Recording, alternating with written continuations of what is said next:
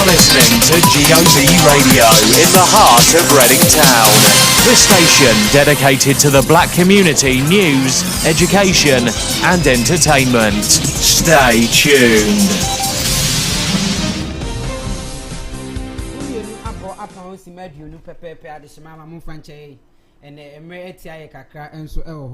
Na ensem ayensaka ze ewia prem to breka seboi ana mede besomo ene ewie enso ewa ha na ne makonanim eri amaga na ahwefo enso ne atiefo nyina no ewo honum na kasebo no ensem abetie ebia enso ni Ghana mampanyina be de akire Dr. Mahamadu Baumia ene wetimi akwa da dwumade bi nso adi ene equipments bi adi enso ewo Ghana Armed Forces for akachebema campo emu kyeremu nyina betumi abawa kwem na ne makonanim eri amaga na ahwefo ne atiefo nyina no ewo ho na narodan kwa kufa do ye Ghana mampanyi enu adawa ni BBC Africa enso etimi hia bonkoma udo bebre ya wo chemse economy ne mu ayede ne Ghana nkoa ewiase afa na nyina no ye de mu kyeremu no enso betumi eri aba na honorable Albert Kandapa enu adokopie mu na hyebedwafie ya wo de wo mense ne security nsem no etimi ekotu dwa emu kyeremu no betumi abawa kwem na ne makonanim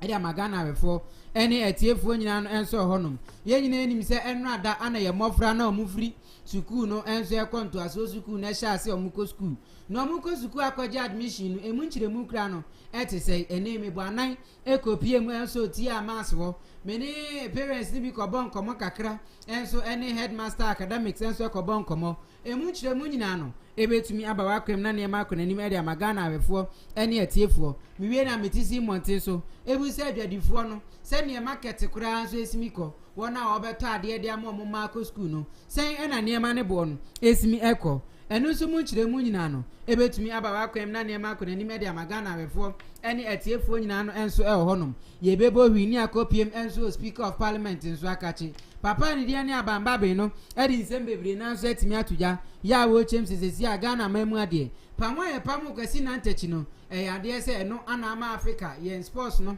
ene ga na titiru kura no ye mbolo bonsesem ne timi atonsuom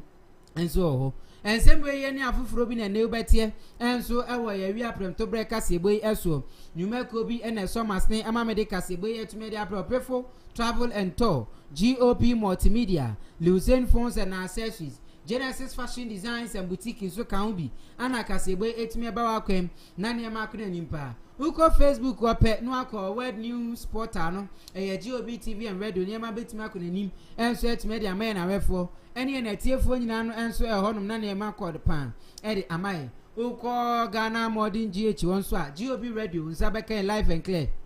gobnewsonline.com onso ye stream wo wa ne makonanim ede magana wefo enso ene etiefo no nyina no ewo ho mene na maje pre kasebo ni nyina no nkyeremu no enso etime de bro midin ye no Oheneba Appiah Kubi wo frem na sepe metumi ajusu ye pa ye nya bre ne mfa bre enso efa kase ni nkyeremu nyina emro.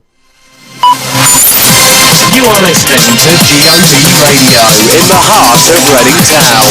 The station dedicated to the black community news, education and entertainment. Stay tuned. Yemfa kasebo ni nkyeremu nyina no enso entumi embra akwem na ne mankonanim emfa emaw yen sha se free Ghana mampanyi nana adodankwa akufu ado enso akache enu ada papa no enso ni BBC Africa enso etime egba anan edi nkoma odo na ewo man ni mu na ne mankonanim pad man ne no anaja nsemtro ni mapa wono enso ejina ma BBC Africa no ene Ghana mampanyi na adodankwa akufu ado gba anan no mu sha yo mudi nkona papa nko bizanse Ghana fuosu Ghana fuo twajajo Ghana fuo super ya mo chese petro kosoro eniema kosoro papa economy ni nso etime eniema bebre enso Michael kuno Ghana ha na wo papa wo ya president a wugina mu ema Ghana fuo nyina no den na wo kafa ho kra enso ho Ghana mampanyi na danko akufuado ekire mu se economy na aye deja no enye Ghana man ko na emum no uko wiase afa na nyina na eye crisis no etimi ama na omene so enso ewo wiase afa na nyina no ewo honum ye kwani ekoti papa akufuado nismo de tujan. We're seeing the CD systematically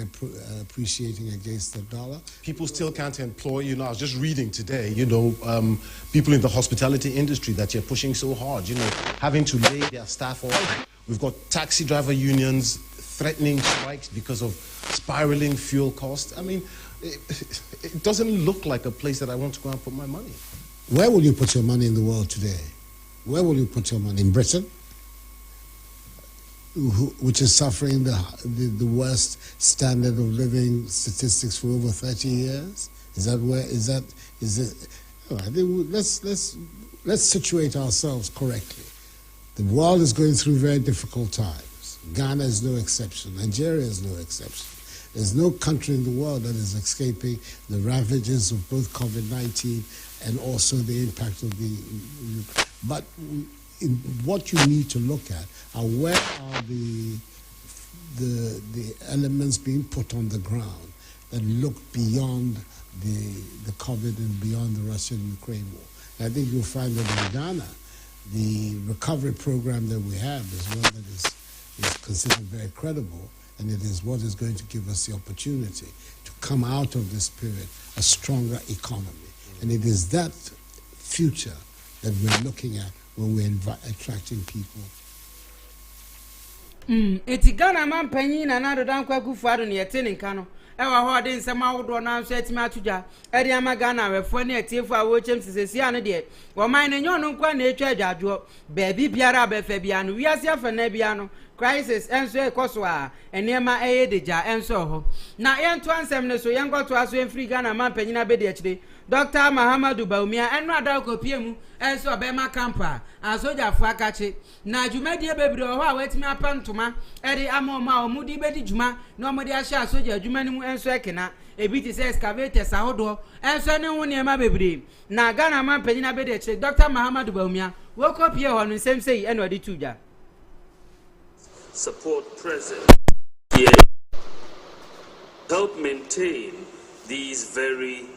expensive and sophisticated armaments. Consequently,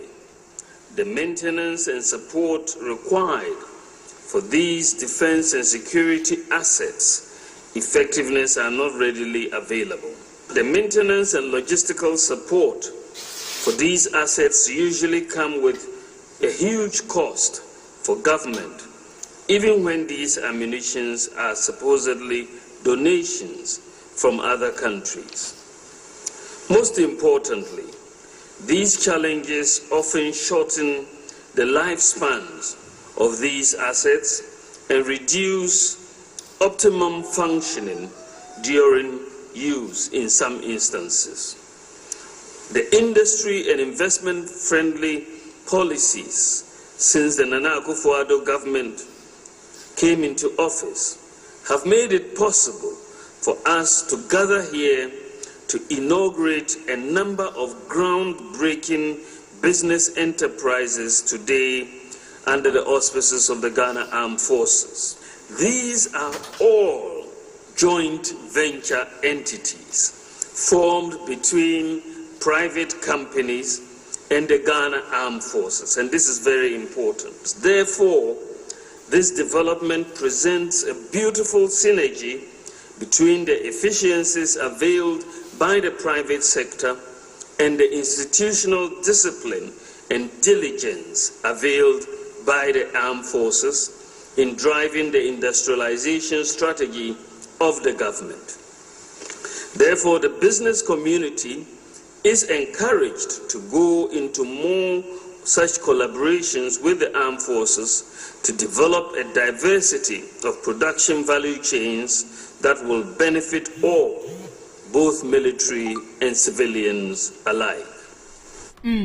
Eti Dr. Mahamadou Bawumia ana jayete ne nka ho de nsema wodo na aso etima tuja ede amaye e ho abroko pie mo be ma campaign no ada no ani asrafo kodi nkomo awodo no pa ne ma bebre so ehun tema ede ma wo mu na yentu akase e bone so emfa me na wefo ne atiefo yenko pie mu e wo speaker of parliament akache na abamba bin ede nsem bebre na aso etima tuja wo chem se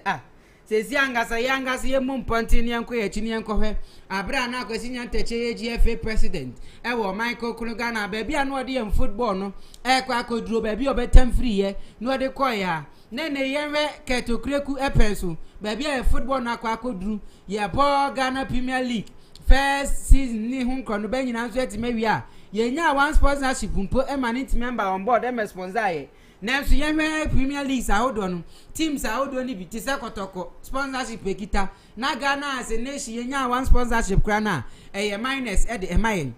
ni senti no wonu angasa do hu ni se pamwa ye pamu kwasi na ntachin e fa ba bi amwa Ghana football kra enso Michael kro Ghana ha ye wonsem no etima ko edeja ye nko ne ko ti abamba be ni nsem odi tuja no enso ebi se ni esimi ko ye.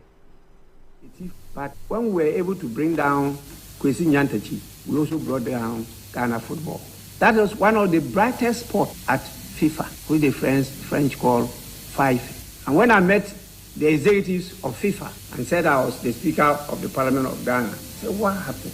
Why did you people do that? That it was a dynamic addition, a value that he carried at their meetings. He was highly respected and he was very influential, and Ghana football was up there. We thought we were only handling Nyantakyi. We didn't know we were handling the whole of Ghana. Senegal is up there today because the Secretary General of the whole FIFA is a beautiful young lady, and you can't beat her during elections. And she's the Secretary General of FIFA. That's the chief executive of FIFA. You see their stadium, you see their national team. So please, leaders don't stand alone. They stand for something that is symbolic of the country. Criticize us. Correct your children, but don't break their hands. Etinu sana bamba bin aka ya wo chemze nipa de oba sebi ojari nagu osira so a yentwa ya pepa ediflo ni a correct no etina wo senka eja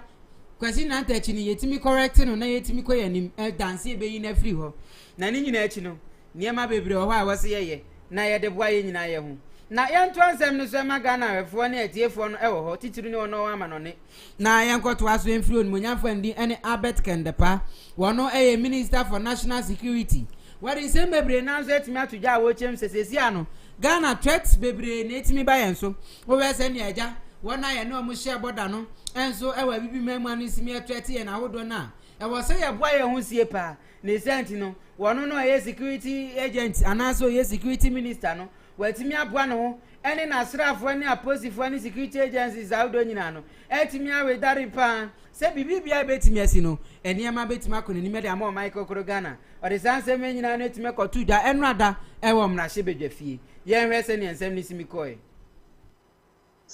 That Ghana remains relatively stable despite a number of threats, both external and internal, that could potentially undermine its security and its stability. These threats, Mr. Speaker, have become prominent in recent times, and they include crime, land and chieftaincy disputes, terrorism, violent extremism, piracy, and the activities of secessionist groups. Mr. Speaker, with regard to crime, the year 2021 was marked with a spate of criminal activities such as robbery and murder, with notable attacks on bullion vans, shop operators, mobile money vendors, fuel stations, marketplaces, forest bureau, commuters on highways, churches, among others. But Mr. Speaker, in a bid to curb these criminal activities in the country and safeguard the lives, property, and livelihoods of the citizenry, the Ghana Police Service have instituted a number of measures. In particular, Mr. Speaker, highway patrols and night patrols have been enhanced through the deployment of personnel within Accra and Tema from multiple specialized units, such as the Police Intelligence Directorate, Armed Motorbike Patrol, and combat teams. Mr. Speaker, we've also introduced the horse patrol operations. This has been launched in Accra to augment existing patrol operations and also increase police visibility. There is a shuttle service that has been introduced to facilitate the movement of police personnel from their places of residence to their duty posts. There are plans also, Mr. Speaker, to extend the formed police unit currently operating in the Greater Accra region from the Southern Command to the Northern Command in Tamale and also the Middle Command in Kumasi. Measures have also been put in place to ensure the free flow of traffic and to deter the youth who rob unsuspecting persons under the guise of directing traffic. There have been anti-motorbike operations across the country with some personnel deployed to various intersections. And also, Speaker, to ensure effective monitoring and also supervision. These days, senior police officers are assigned monitoring duties on a rotational basis to oversee all night deployments from 6 p.m. to 6 a.m. daily. Entino ne kenda pani etini nkano. No din sema wodro na so etimetu ja ede emaye. Na yenyine nim say ya mofra na no mo wo basic schools no omkochiro BEC. Results na ba kama do twa ye twa do enya school enya do self placement nso enya. Na eno na abanye nhye se nke no ada ana omunko school. Na eja awofo ni bi ebetoto prospectus on ye mani ade a. Na efa na so etimi akosku na mitimi gba na kopie mewoti amazo. Na yenkwatie se na eja reporter men secondary free wono se na eni mesimi koe awofo dodo na so etimi akọ ya academics ono ewo ho echirem se mofra be 1000 no enso etimi abeji admission mu we ni musani aka no ebetumi aba yenkwa na yenkwatie wa abra me ni administration no ebo nkomo no se na eni mesimi koe no o se yenje form afo na omo ba no enkora afoforo ayeji omo school a enkora 1529 e de omo two school mu hanom no emu 1126 and as at nanopa na ya enroll omo still apparent ni bia banso a registration eguso a ekoso yenim say entonkusi ochina ne de na dodo na aba na say eno efri onum a ye welcome omo no goddess ne say omo aba no ewie ye be mo aduane wo ho ye ni problem with food classroom situation so ya share classroom bibia are ready those some few challenges but enya there are beyond us baby I want challenge a girls dormitory no all student be see 4-story building am I collapse the existing building na ewo ho no ti ama e man yentimi amfa dodo ye fa just 429 form of we 429 it we hope you say 6-story building ni we are ye betimi asaje e man no mododo na asaban ma ye ho kwan a ye beji mododo na ti metimi a kire awofo se omonka omubuntu omuyem so far as tia medicine high school Kumasi is concerned there bibia did na kwem me dem ba na e kire na otusu ye o de the first choice enso nye madam no an ye de man no etimba no nya na ni je pa ye ba ya de ye pese ba ya omre de sa ya na omo hye se na man de ye mre ya ye de abai enti o ma fa ma fa o he obi amusa ya da ba na sepa nya me nsura no ya ba wan si de kwa into ya apart from perspectives na ye to ye no tere na si na me nsura no no to so mai de we kan say da government na si abana si so boy o akonya we nya wanu anka sa be bi kwa nke ntumi mba ya da abana za senso nko so anya sa mai yeni ka ma aban ba so tracking system na e ko so dwe mu no entisa ye bo aban ba so na afa ya kase projects a e ko so a enya ma awie ye dan a ye si a bi won ma akakakra na ye wi e bi wa ye sha se ni nyina no aban enko so a mo ne ho modern se de ba ya ni nyina no betumi awie na ma school no ma wura mu no omo ani nkoye omo ya na bibia no ebitimi akototen se de ye nyina ye hwehwe ne nkonya edi begu classroom ne bibiara enkwada ni hia na schools ni hia for a smooth take off no ye bo aban abaso no na fe ye sra ban se oma sa ne omani nyina enko na fe ne omanye se de ye hwehwe no na etinu nya kokoko pie mu pe enso ewoti amedi ahwa admission no etimi akoso parents ni bi nso etimi do mo mana kwa ya afoforo na nso ewo mo yehwe na ye fiti amaso banana mitisi kejeti amontin so ene hwe te ye kwaje prospectus na edwadie no kra se ne ye na esimiko ebi mu kire sesesi ade ne mabo ayedin me ne ona woton nam kakra nso bonkomo bi mu kire se okompo ano kra hunya nam se ne no munya nam no efri mpo ano ba no se entesa nso ho a ene ma ekwa nanim na bucket ahodo no e yare se ahuri ajampe kosora ehonsem no enso ayedeja eti mofra no school no mo konsen ene ehonsem no kra esimitie pushing us up 2.5 ba mtoto no masomani e ble e se eduma kwa sai me to na wompo ano e pona e ma e nem kwa no ho me to dia to no ma me kwa ma ble pad me sika beto tanki Me brepa mattress enya no 1.2 trunk no almost 1.5 chrome 1.1 too much bet oba wedding who person oba ni so educating to enya mani dey ni boy wedding nti embra now e ba da wan ye pe ana mosquito net 20 ana bed sheet 30 ana pillow 25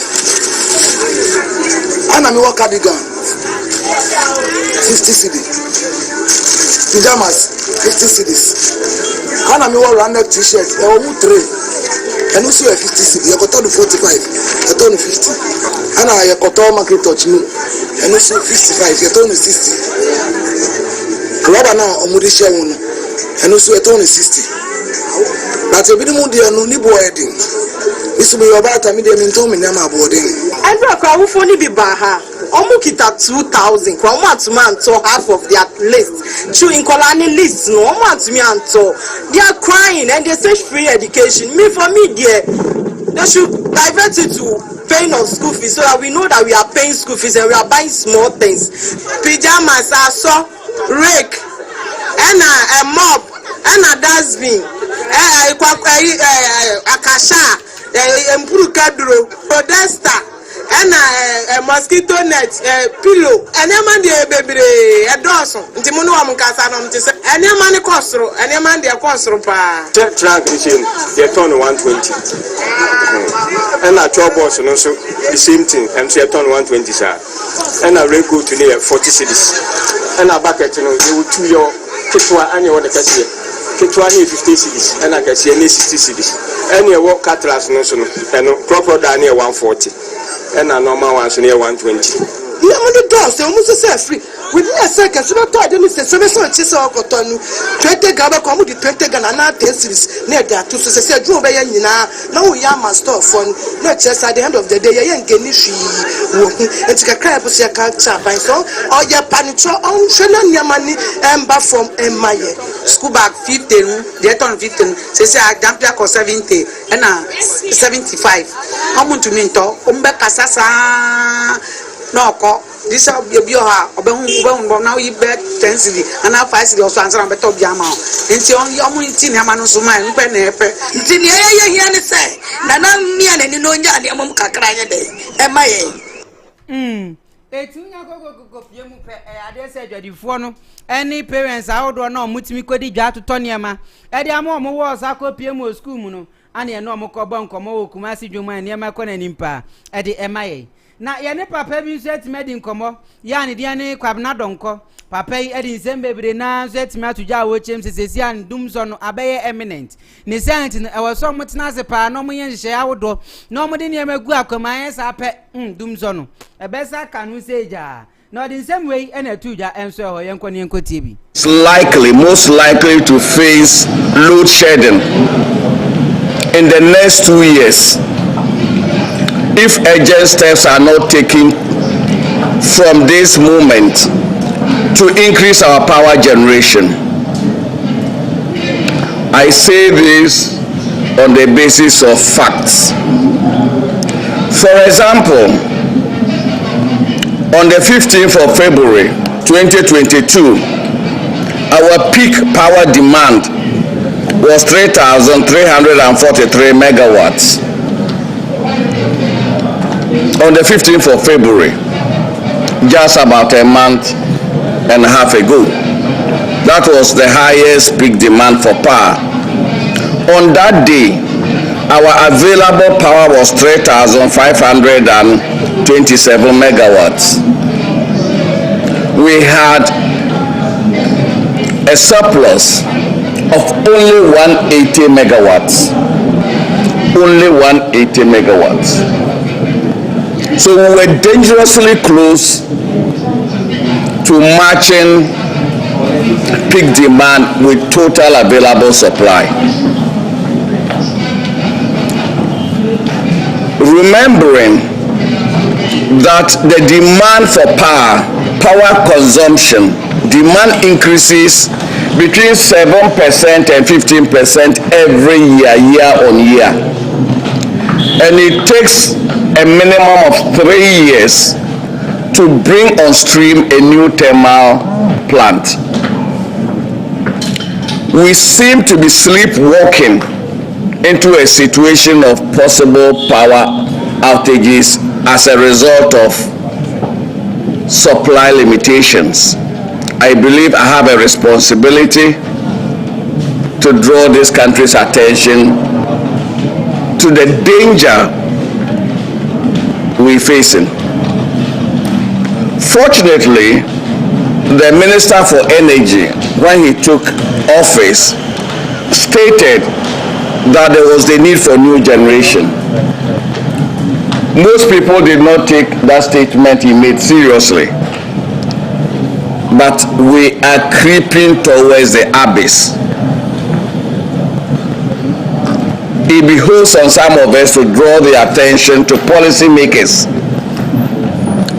that we need to increase power generation. We are limited by the propaganda that we have witnessed in the last couple of years of excess generation. And because of that, we are sleepwalking into the abyss. Ladies and gentlemen of the media, you can interrogate the issues yourselves, do a bit of research, but let me state that installed capacity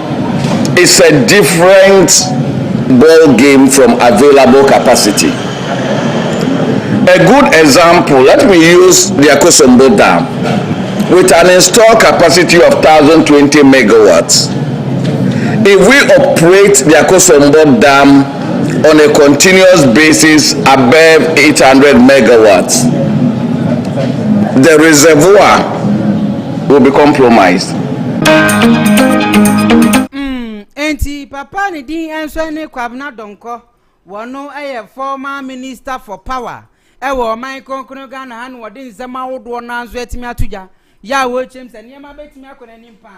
amo man konkunu Ghana de ani esisia no ehia se ye power ne hu bibi na niema nso timi kona nim ede ma man konkunu Ghana ewo ho ensem na no de tudwa no enso etimi ede ma wa bra wo ye nsem trofo nhwamudie enso ankrapumpuni mantam ono man akofa bi no ede amaye na wefo ani etiefo na aha na brebe makwame ede kasebo ni nyina nso etimi asi na mom no ye kwa kowie kase no enso Dortmund fo akache ye nyina nim se Ghana Black Stars ye acting coach and din ani wotu ado no wono ene de o Michael Kuno Ghana the Black Stars of Ghana no etime ko piem wakata nyankopon ya aduma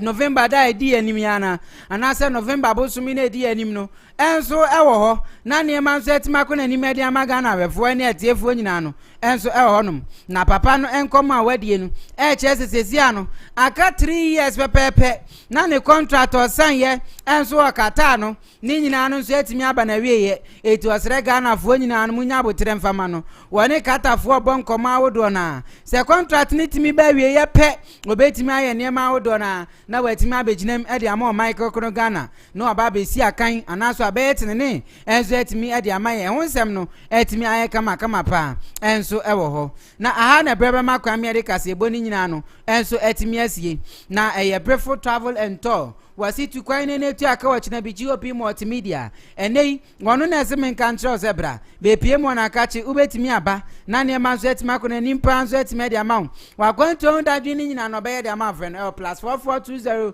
80684974 wono be din koma wodo na ne ma ko na nim enso etimi de amount trust clothing so mas ni bi pa o wa tasma so 0544 096166 one ne mon komo na ne man kona nim enso etimefa GOP multimedia so say ne men kan chiro flyers ahodo wallpapers ahodo wall stickers nyina no wo din hujuma carpet ni nyina no opon hujuma pa enso etimede amawo friend 0541108053 obetimi aboa no no atwetwe komo ahodo sese na ne man so etimakona nim pa enso etimede amawo na media no Oheneba Appiah Kubi wo frame na sai pe metimi ajusu ye pa me na meje brenya pre edikase ni nchire mu nyina no etimi ade bro me sorry so na adwumade ediwo etimi atoa so ede amaye nyankopon ya adoma awia woni mi hia enso wa ha na ne man ko nanim enso etimi mfama makrawo